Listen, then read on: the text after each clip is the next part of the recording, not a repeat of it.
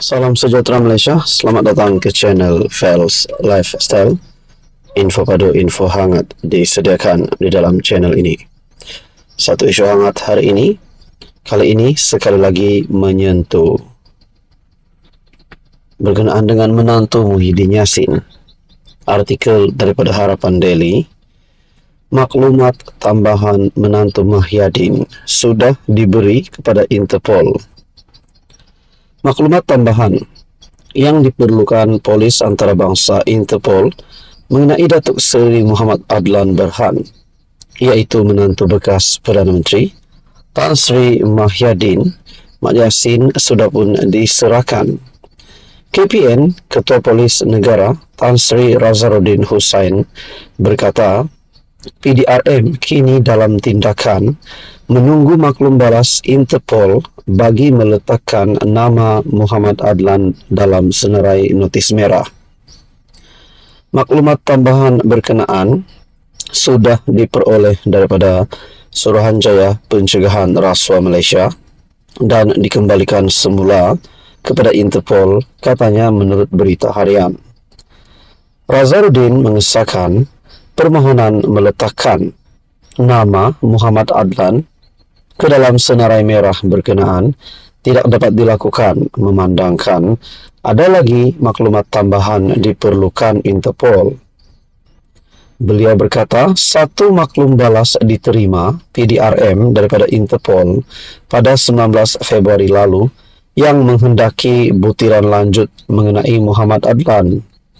Pada 25 Februari lalu, SPRM memaklumkan akan menyemak perkembangan notis merah dikeluarkan Interpol terhadap menantu Muhyiddin. Ketua Pesuruhjaya SPRM Tan Sri Azam Baki berkata, PDRM telah membuat permohonan notis merah kepada Interpol terhadap Adlan dan peguamnya Mansor Saad 69 pada Oktober tahun lalu.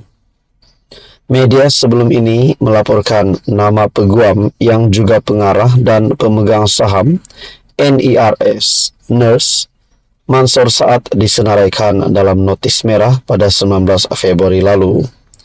Azam berkata, tuduhan tanpa kehadiran terhadap Muhammad Adlan Berhan menjadi pilihan terakhir SPRM dalam mengambil tindakan perundangan berkait kes di siasat mereka. Beliau berkata, SPRM belum mengambil pendekatan itu, berikutan yakin Muhammad Adlan masih boleh dikesan dan balik ke Malaysia untuk menghadapi pertuduhan terbabit. Adakah Muhammad Adlan akan balik ke Malaysia ataupun akan dicekup ataupun mungkin akan ditahan di luar negara? Itu semua menjadi persoalan. Terkini daripada Harapan Daily, maklumat tambahan menantu Muhyiddin sudah diberi kepada Interpol. Sekian saja, teruskan bersama di dalam channel ini. Salam sejahtera Malaysia, selamat datang ke channel Fels Lifestyle. Info padu, info hangat disediakan di dalam channel ini. Satu lagi keputusan mahkamah yang pasti menggemparkan, mengejutkan Muhyiddin Yassin dan Perikatan Nasional. Seperti yang kita sudah tahu, terutamanya kepada penyokong Muhyiddin Yassin yang pasti kecewa selepas Muhyiddin Yassin dituduh semula pada tahun lepas, pada bulan Ogos kalau saya tak silap, Muhyiddin Yassin dibebas dan dilepaskan, dibebaskan daripada pertuduhan rasuah. Dan yang terkini, sekali lagi Muhyiddin Yassin dituduh semula. Nah, saudara-saudara, dalam satu artikel daripada Malaysia Kini, Muhyiddin 77 tahun ketika menjadi Perdana Menteri ke-8 didakwa menggunakan kedudukan untuk suapan RM232.5 juta daripada 3 syarikat, iaitu Bukhari Equity Sdn Bhd, Nepturis Sdn Bhd dan Mamfor Sdn Bhd, serta ahli perniagaan Azman Yusof bagi Bersatu. Dia dituduhkan melakukan perbuatan itu di Pejabat Perdana Menteri, Bangunan Perdana Putrajaya di antara 1 Mac 2020 dan 20 Ogos 2021. Dia juga berdepan 3 tuduhan menerima wang hasil aktiviti haram yang semuanya berjumlah RM200 juta. Susulan 4 pertuduhan itu, didakwa tidak mendedahkan kesalahan mengikut Section 23 dalam kurungan 1 Akta SPRM. Di bawah tajuk besar artikel daripada Malaysia kini, Muhyiddin tidak boleh rayu ke Mahkamah Persekutuan. Kenyataan dari pendakwaan. Undang-undang itu tidak membenarkan Muhyiddin membuat rayuan ke Mahkamah Persekutuan kerana kes rasuah utamanya bermula di Mahkamah Session, kata seorang anggota pasukan pendakwaan. Timbalan Pendakwa Raya Wan Shahrudin Wan Ladin berkata, di Mahkamah Session Kuala Lumpur semasa sebutan pagi tadi berhubung kes salah guna kuasa dan pengubahan wang haram terhadap Muhyiddin Yassin.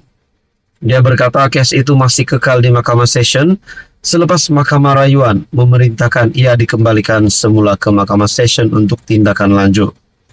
Pada perbicaraan di hadapan Hakim Mahkamah Session Azura Alwi, dia berkata, rayuan terakhir bagi kes di Mahkamah Session adalah di Mahkamah Rayuan sahaja mengikut Seksyen 87 Akta Mahkamah Kehakiman CJA 1964.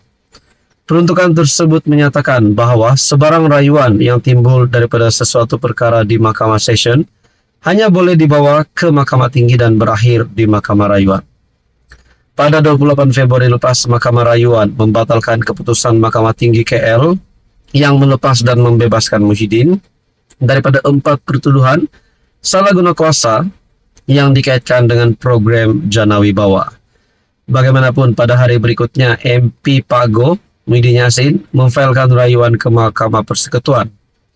Wan Shahrudin memberitahu bahawa alasan rayuan Muhyiddin ke Mahkamah Tertinggi tidak diketahui mengikut undang-undang dan adalah bertentangan dengan Seksyen 87 CJA.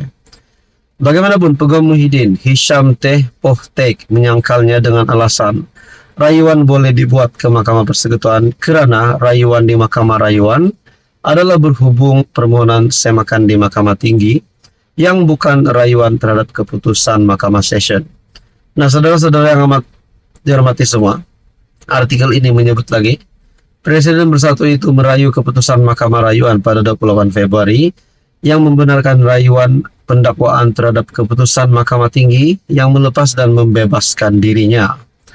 Dalam keputusan sebulat suara itu, panel 3 hakim Mahkamah Rayuan kemudian mengarahkan kes berkenaan dikembalikan semula ke Mahkamah Session.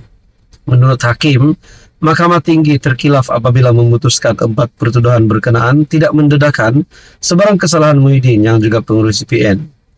Pada 15 Ogos tahun lalu, Mahkamah Tinggi membebaskan Muhyiddin atas 4 tuduhan menggunakan kedudukan untuk rasuah 232,5 juta bagi Bersatu selepas membenarkan permohonannya untuk membatalkan tuduhan terbabit.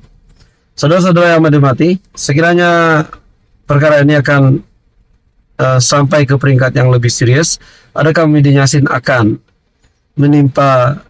mengalami nasib yang sama seperti Najib Razak? Saudara-saudara, apa komen Anda? Sekian saja, teruskan bersama di dalam channel ini.